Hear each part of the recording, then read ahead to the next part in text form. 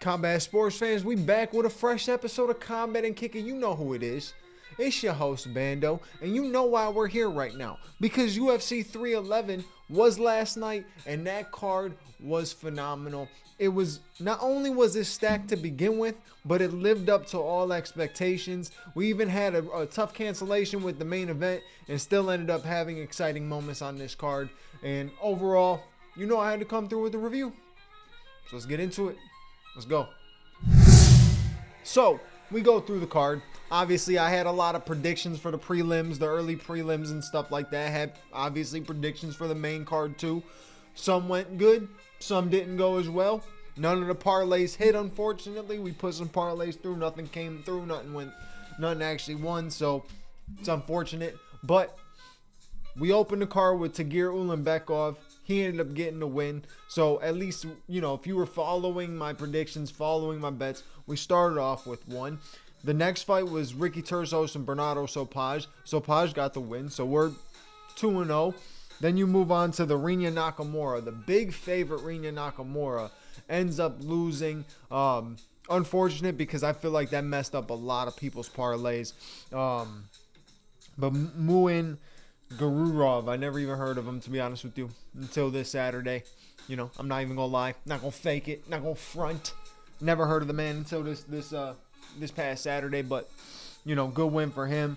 Curl Rosa ended up losing to Aline Perez. Huge win for Aline Perez, because she's starting to show that she is capable of hanging with some tougher opponents. So I'm sure we'll see more from her soon. Zachary Reese ended up getting KO'd in a nasty way by Azamat Bakoyev. Bakoyev had you know, top position. Zachary Reese was trying to fight off the back, ended up getting caught with some nasty shots, got put to sleep. That's how the game goes. So for the early prelims, we went 2 for 5. Then you move on to the prelims, right? We almost had them all. Grant Dawson got the W against Diego Ferreira. Jailton Almeida got the win over Sergey Spivak. What was the other one that was on that? Bogdan Guskov beat Billy Elikana. And then we get to the one that messed the parlay up. That probably messed 95% of MMA fans' parlays up last night. And that was Peyton Talbot. You son of a bitch. Boo this man! No! I'm not usually one to come on here and start doing fucking fraud checks and all that kind of stuff, but the hype this kid was riding into this fight to end up losing to Raoni Barcelos, who was literally given to you for you to get a win, for you to continue on that path of being so fucking dominant. You had Raoni Barcelos. That was what he was supposed to be. Raoni Barcelos Magomedov, because the man was a wrestler last night, and Peyton Talbot was not, looking like Peyton Talbot Royval with no takedown defense whatsoever. Everybody hyped up that, oh man, did you see him? He backflipped out that single leg in the Contender Series. It was fucking dope, no doubt. But last night, he ain't do shit. Minus 1,100 favorite. Besides my sour attitude towards it, can't take nothing away from Raoni Barcelos. Can't take nothing away from Raoni Barcelos. It was a fantastic win. He did everything that he was supposed to do. Right? He came in. He said, I'm not here to make it an exciting fight. I'm here to not allow this kid to be able to make his name off me.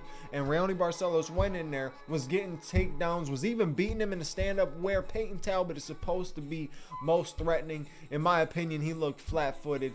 He looked slow. He definitely just didn't look like, once he started getting taken down to begin with Raoni Barcelos, he did not want to engage much. You saw his hands. He did not want to engage much until the third round, and it just wasn't enough in the third round.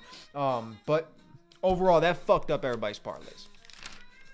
I don't know whose parlay it didn't mess up. I did have Raoni Barcelos on one parlay, but it was a 2-leg parlay with Renato Moicano, and we'll get to that shortly. All right, so anyways, we get into this review of the main card. Kevin Holland versus Renier de Ridder. I opened that card with my perfect prediction. I had a prediction of him ended up getting a submission win or some sort of decision win. He went in there, got first round submission over Kevin Holland. I mean, what a statement made by RDR. That was huge. He needed that. He needed to come in to continue to show, like, you are a champion in a different promotion, right? So any fight that you come in against a guy that is not a champion, has never been a champion, and is arguably not champion, like, you know, champion level fighter, you know, you have to come in and get a finish. And he came in and got a first round finish. He played absolutely no bullshit, no games, nothing. He went straight in, took Kevin Holland down, did a little bit of work on the ground, ended up getting the submission, got the submission. Kevin Holland tapped, and that was that. Like I said, I never trust Kevin Holland in a bet. I don't put any money on Kevin Holland anymore. I just don't trust him to end up coming through to do what he can do. How are you a black belt in jiu-jitsu? How did Travis Lutter sit on Joe Rogan's podcast and genuinely say Kevin Holland can take GSP in grappling? Literally, we have to. Why is this not spoken about enough? Like, this needs to be talked about more. This man sat on Joe Rogan's podcast and said Kevin Holland can hang with GSP in the grappling. Get the fuck out of here. Get the fuck out of here. I feel like there is so much talent, so much skill, so much potential with Kevin Holland. For some reason, it just doesn't click. Something doesn't click. But fantastic win by Rener de Ridder. We can talk about what's next for him, but I'm going to do that in another episode. You know, I like to do my you know, matchups and stuff like that. So I'll be doing that in the next episode. But huge win. Well-needed win for him. So actually, I'm looking at my notes from before the fight. I'm looking at my breakdown notes, and I forgot I did this before the cancellations happened. So Jailton Almeida and Sergey Spivak was actually on the main card. Good heavyweight matchup. Both men had a little bit of success, but Jailton Almeida ultimately coming out on top, flattening Sergey Spivak out, hitting him with some ground and pound. There was some back and forth moments. There was a moment where Sergey Spivak hit a couple reverses on the ground, got on top, and I thought, okay, this might be interesting. But once Jailton Almeida was able to find what he needed to find, it was over with. Over with pretty quick, too. See, to me, Sergey Spivak is like a polar bear. That's why his name is the polar bear. He literally is like a polar bear. He's meant to be in there to smother you, but he needs to be able to smother guys that are not good on the ground. Jailton Almeida is a dog on the ground. Dog on the ground. Landed good shots on the feet. Beautiful. I'm pretty sure it was a right hand that led to the whole demise of everything. Beautiful right hand that he caught him with, and proceeded to get the finish. So Jailton Almeida is up now in the heavyweight division. You're talking about top 5 potential matchups. He called out Cyril Gane. I like that matchup. You already know what he's going to do. Is just going to shoot on Cyril Gane. But if Cyril Gane can stuff those takedowns, force the fight to be on the feet, Cyril Gane is always a monster on the feet. You know, Jailton Almeida's got loads of potential, loads of athleticism, and it is another new wave of like a style of heavyweights along with the Tom Aspinall wave. Like they're part of the same wave of these athletic heavyweights. Instead of seeing these guys like fucking Parker Porter, you know what I'm saying? And no shots at Parker Porter, but I rest my case. I mean, who would you genuinely be more scared of? Seeing a heavyweight like Jailton Almeida or a heavyweight like Roy Nelson? Yes, Roy Nelson can clip your shit and knock you the fuck out. But Jailton Almeida isn't just skilled and scary. He looks it as well. Now we get to this light heavyweight banger, absolute banger. I got to shout out performance to both of those men. They both did a phenomenal job in there. You definitely saw the adjustments, though, from Yuri Petroska. He definitely came in with different adjustments. He had his hands up at a lot of different moments. He was throwing less wild, less bouncy, not so bouncy, moving ahead. Like I was predicting him ending up getting clipped with you know, almost just having too much head movement. And he was not going too crazy. He was not way out of the pocket of unorthodox. Like he was staying pretty clean, tight, good striking. Jamal was landing some good shots too. Both men got a chin, but man, once Yuri ended up finding that right hand, that hook, whoo, he swarmed Jamal. And Jamal tried, man. I give him props. He tried to stay up. He tried to fight that, but ain't nothing that could be said. Nothing that could be argued about that stoppage. Nothing that could be argued about that KO. You got clipped. You got tagged. And Yuri looked phenomenal. Shitty part for Yuri is he's in a very tough position now. You beat a guy who is a former champion as well. You're a former champion. Both of you guys are coming off of your losses to the current champion. And the current champion has a matchup in March, which was just announced last night. So we finally got Alex Pereira versus Magomed Ankalaev is happening. But you could talk about Yuri being #1 contender, but if Alex wins again, it's not going to happen.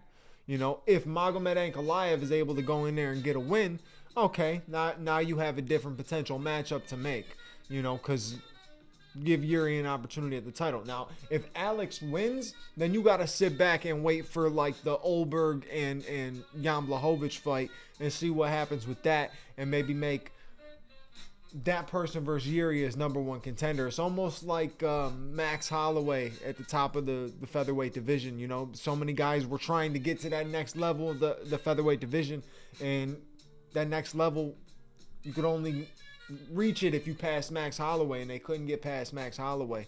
So I could see that being very similar in this case. You know, Yuri Petroska being the guy that, okay, not the gatekeeper. Not the gatekeeper. He is like the #1 contender until something else can change. And if they end up having a third fight, they end up having a third fight between him and Alex. You know, if no one else can get their shit in line, what are you going to do? But like I said, I have a feeling that Carlos Olberg is going to be the guy, the dark horse of 2025. He's going to sneak up on a division. He's going to be at the top of the division. And by the end of the year, I think he's going to be fighting for the belt. That's my personal opinion. You know, hopefully, I always say it, hopefully I don't eat my words on that one, but that's my personal opinion. But Yuri and Jamal, fantastic fight. I was going to give that fight of the night originally. Originally, I'm like, oh my gosh, that's fight of the night, no doubt in my mind. Until we get to this phenomenal co-main event. I gotta lower the music for this one. I have never really been a fan of Merab. Also never really been a fan of Umar. But man, oh man, those boys put on a fantastic show last night. Fantastic show. Back and forth, you know, for the most part. But once Merab started being able to control with his pace, it was crazy. You don't ever see a Nurmagomedov get tripped, dropped, clipped, taunted on. I mean, Merab was taunting him like crazy. And in that 5th round, caught him with a shot, pointed at him, then took him down with a quick little sweep, like a little ankle pick type of takedown, double legs. It was just real quick. It was just almost like just a sweep out from under him. And then he stepped back just to point at him. Right, Umar threw a kick. He's taunting from the kick and everything. I mean, stuff that you don't see happen to a Nurmagomedov or somebody that is from that camp, in that camp, and it sure happened. Now, Umar broke his hand. I don't know how much that played a huge factor in this, but at the same time, I think the pace of Merab is something that is gotta be studied, man. He genuinely has the most dominating pace in the UFC. I don't think you can argue that. It's hard to argue that if you try to argue that. He has the most dominating pace in the UFC. He is constantly in your shit, shooting for takedowns, throwing punches at you, trying to fight. He's bouncing. He's got so much energy. You never see him take one of those deep breaths. His mouth is never wide open, so when you hit him with shots, they're not wobbling him. They're not rocking him. This man is truly his nickname, the Machine. He really is a machine. He showed last night. And talk about talented. Yo, Travis Lutter. How about this? Merab Dvalishvili just beat GSP's takedown record. Kevin Holland hasn't done fuck all. Think about that. I mean, Merab broke GSP's record last night. That was impressive as can be, and you did it against a Nurmagomedov, who was a big favorite coming into this fight. A lot of people thought he was going to be the one to wrestle and be able to control, and he couldn't. He couldn't get Merab down, couldn't hold Merab down long enough. If he did get him down, now I also have to give props to Umar's takedown defense. Phenomenal takedown defense. You can tell that those guys at AKA, they train so hard to not be like held down on the ground. But after the third, late third, Umar started gassing. And he was visibly gassing, right? It wasn't something like, oh, he's just kind of slowing down, not throwing as many strikes as he was. No, he was visibly gassing, taking deep breaths like that and everything like that. So he definitely showed that he's just not there yet. He's just not there yet. Sometimes you can't just throw the guy into just because his last name and because he's undefeated. Undefeated means nothing if you haven't beaten anybody. He got a fantastic win against Corey Sandhagen, was able to control the fight against Corey Sandhagen, but that's just Corey Sandhagen. That's the only person that you fought that's in the top of the division. He is the only person. Anybody else, you didn't. You fight Raoni Barcelos because Raoni Barcelos was put in there for you to get past him, and you got past him. You aced the test. I think the next matchup truly could be, a lot of people are saying it should be Umar and Sean O'Malley, but I would love to see Umar and Petr Yan. I know people want to see Petr Yan as the next title challenger, and it's very possible. He might be. He might be the next title challenger. Unless the UFC is trying to just make a whole bunch of money, they might throw Sean back in there. But I would love to see Umar and Petr Yan. I feel like that would be just a striking clinic back and forth, and it would be a good fight. Very good fight. But Umar's got some time still. He's got some time. You're gassing out after 3.5 rounds, 4 rounds. It doesn't matter if the right hand was broken or not. You're still gassed out. Merab put the pressure on him, put high pace, heavy pace on him, and got the win. Hashtag and still. Congratulations to Merab. All right, so on to the main event. Obviously didn't have this in the breakdown because it wasn't the original plan. Having Arman pull out last minute due to a back injury really sucked, but Renato Moicano, Money Moicano, stepped up. And at first I'm like, oh shit.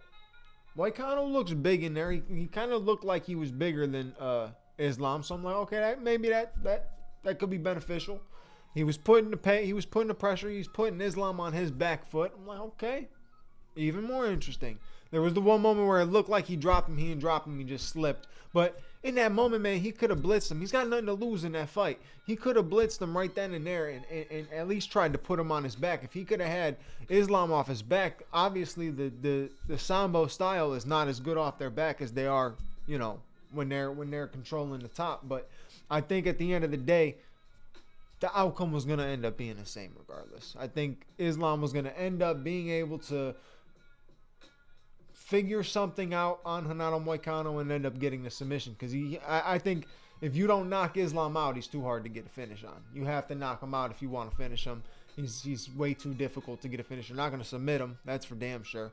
But I think Moicano went in there with a good enough game plan. Just kind of press the pace. But it's tough, man. You get that on 1 day notice. That's very, very difficult. Now, Ali Akinta did it with Khabib, went 5 rounds with Khabib on 1 day notice.